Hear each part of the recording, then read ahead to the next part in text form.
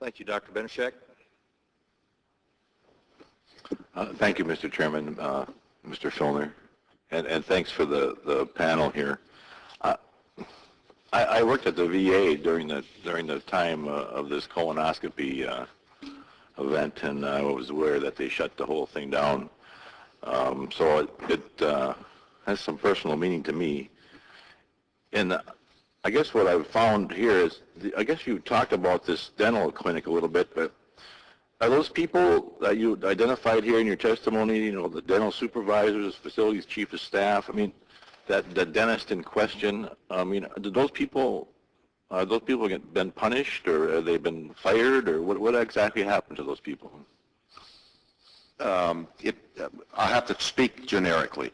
The principal in question has retired, and there's no way that we can prevent somebody, even though we may want to discipline them from retiring. What about the chief of staff? The chief of dentistry is I believe, has resigned as well. And the chief of staff of that medical center, we have not yet determined what the situation is going to be. There are three administrative investigative boards going on right now as it relates to Dayton, and we don't have the results of those yet. All right.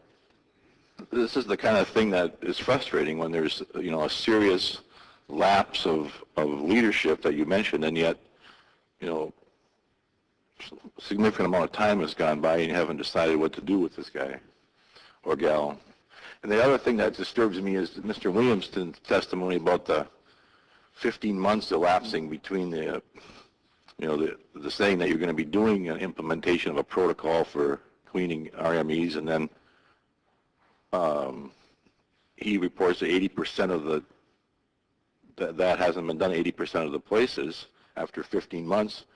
I'd like to know who's responsible for that. I mean, who's the guy in charge of that implementation of that process? And just a comment.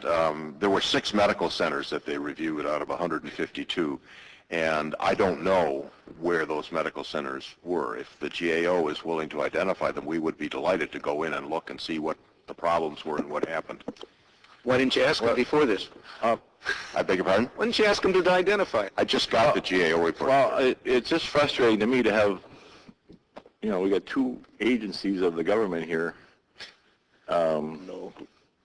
with sort of conflict.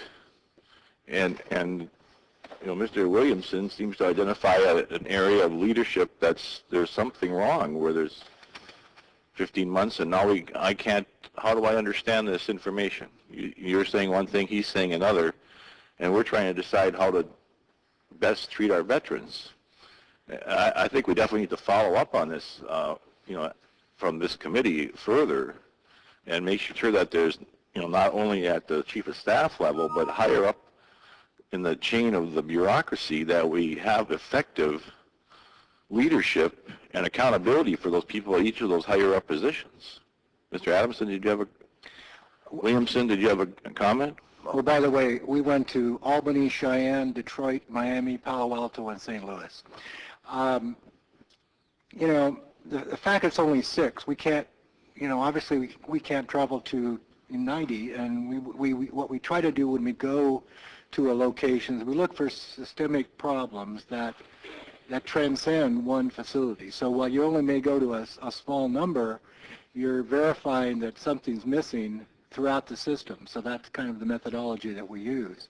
I got to say that we have a very, as most of the members here who've been a recipient of VA reports, we have a very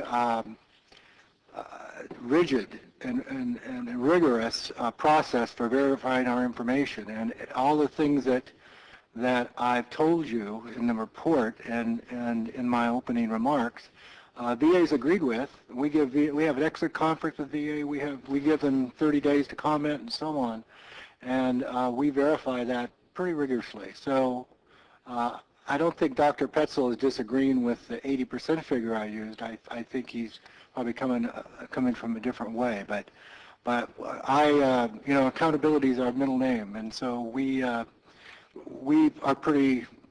guard pretty carefully, you know, being right. Well, thank you for your answer. I just want to try to follow up with this at a later date so I don't lose track of this kind of information. I appreciate your comments and yield back the remainder of my time.